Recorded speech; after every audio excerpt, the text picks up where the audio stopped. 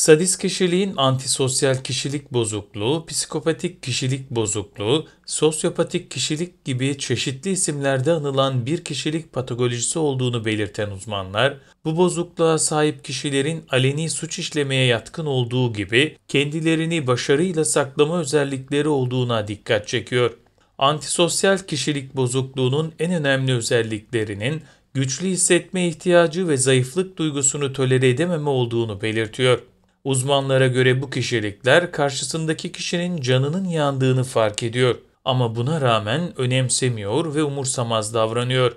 Üsküdar Üniversitesi NP İstanbul Beyin Hastanesi uzman klinik psikolog Sera Elbaşoğlu antisosyal kişilik bozukluğu ile ilgili önemli bilgiler paylaştı. Antisosyal kişilik bozukluğunu sadist sosyopatik kişilik, psikopatik kişilik bozukluğu gibi çeşitli isimlerle de anılan bir kişilik patolojisi olarak tanımlayan Sera Elbaşoğlu, antisosyal kişilik bozukluğunun iki farklı türü olduğunu şöyle anlattı. İlkinde açıktan aleni suç işleyen kişiler yer alırken diğerinde yüksek işlevsellik gösteren, nazik ve hatta çok başarılı olan kişiler yer alıyor. Tarihte bu durumdaki kişilerin örnekleri de var. Bu kişiler aleni suç işlemiyorlar.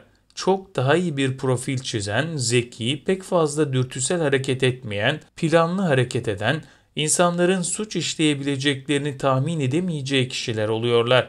Zayıflık duygusunu tolere edemiyorlar. Her iki grubun da suçu işleme ve zarar verme ile ilgili geniş bir aralığı oluyor. Şiddet dolu cinayetler işleyen seri katillerden, büyük dolandırıcılıklar yapan hırsızlardan ve başka çeşitli ağır suçlar işleyen kişilerden günlük hayatta insanları manipüle eden ve ötekinin sınırlarını çeşitli biçimlerde ihmal eden kişilere kadar geniş bir aralık var.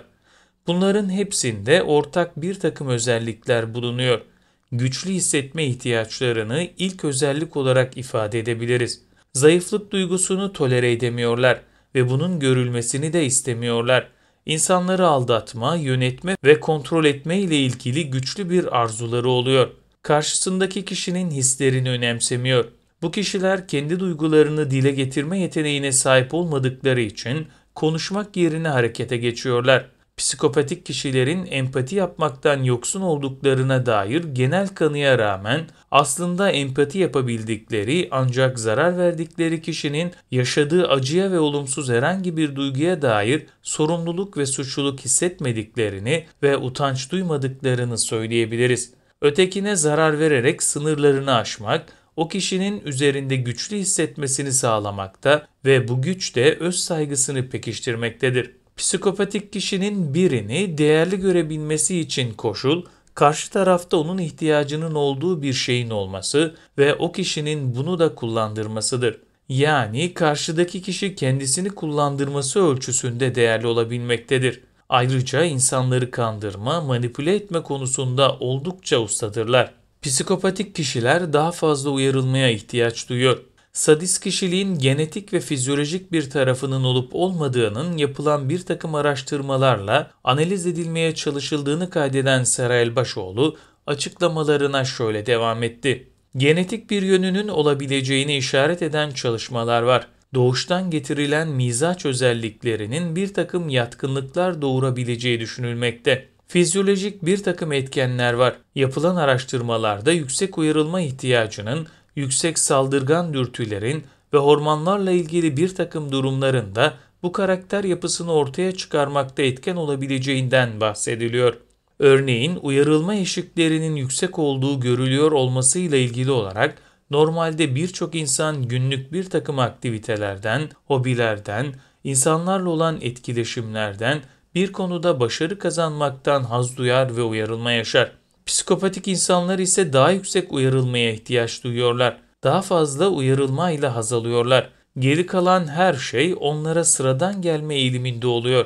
Bu uyarılma ihtiyacı aynı zamanda duyarsızlaşma ile ilgili de bir durum oluşturuyor. Yüksek uyarılma için canlı hissetmek için daha keskin yaşantılara ihtiyaç duyabiliyorlar. Tekrarlayan suç işleme eğilimleri var. Psikopatik kişiler aynı zamanda deneyimden de öğrenebilen insanlar değillerdir. Bu durum aynı zamanda suçların tekrarını da açıklamaya yardımcı bir özellik. Örneğin bir kişi suç işliyor, cezaevine girip çıkıyor ve ertesi gün yine suç işliyor. Psikopatik kişilerin çoğunda hapishane yaşantısının ve ceza almanın çok bir önemi olmuyor. Bu kişilerin psikoterapisi de güçtür ve ne kadar fayda gördükleri de aslında tartışmalı bir konudur. Çoğunlukla kendi istekleriyle değişime açık olmazlar. Yaş alınca iyileşme motivasyonları artabiliyor. Özellikle de bu psikopatik grubun içerisinde açık suç davranışları olmayan, çok şiddetli suçlar işlemeyen insanların 40'lı yaşlarına geldiklerinde hormonlarının yavaşlaması, güçten düşmeleri ve ölümün yaklaşmasıyla birlikte psikoterapiye, iyileşmeye ilişkin motivasyonlarında artış gerçekleşebiliyor. Aslında hayat deneyimleri yaş alma ve olgunlaşmanın kısmi bir faydası oluyor ama bu hepsini kapsamıyor. Görecede daha iyi huylu olanlarından bahsediyoruz. Uzman klinik psikolog Sera Elbaşoğlu sözlerini şöyle tamamladı. Bahsettiğimiz aralıkta hırsızlık gibi suçlar ve şiddetli cinayetler de var. Kişilerin büyük suçlarını daha rahat anlattıklarını ama ufak tefek suçlarını anlatmakta çekimserlik gösterdiklerini görmek, şaşırtıcı görünmekle birlikte şiddetli suçların neden olduğu güçlülük hissinden dolayı bir anlamda gurur duyuyorlar. Ve bu da caka satıyor olmalarından kaynaklanıyor. Aşağılanma, zayıflık ve küçümsenme hissine karşı çok duyarlı olan psikopatik kişiler bu hisleri deneyimlemekten ve bu şekilde algılanmaktan hiç hoşlanmıyorlar. Güçlü olmak istiyorlar. İnsanları manipüle etme, dolandırma ve onlara zarar vermelerinin altında güçlü hissetme isteği var. Her şeye egemen olma duygusunu sapkın bir şekilde tatmin etme halinin varlığından bahsedebiliriz. Sadist kişilikte bu gibi durumlar görülüyor.